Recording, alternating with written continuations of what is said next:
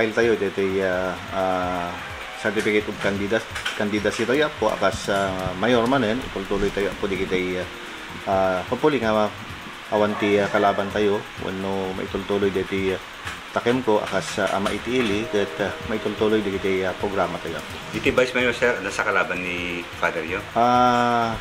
Adda na pan nagpila nga kanagdagan mi pay di apo diti kasla limaban kan ni apo ni Vice Mayor Rodi Garcia. Iti sanggunyang bayan sir, sino diti line up tayo sir?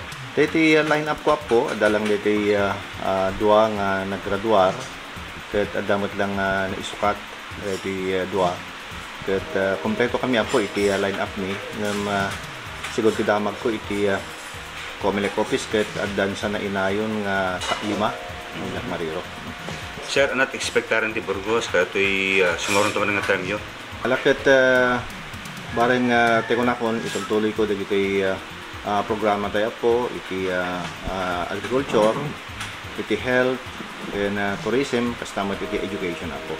Sir, ang attraction mo ta dati yung rumor hindi nga tumaray nga po Kapitan Joji kat nga nagtuloy?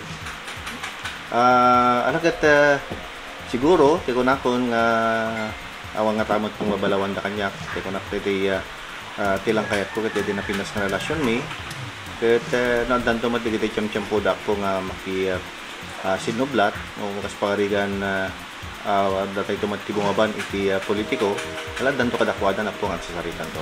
Sir, tay message to yo kada taga Burgos tada kayo ket ano post takip panagtila kita kayo sir.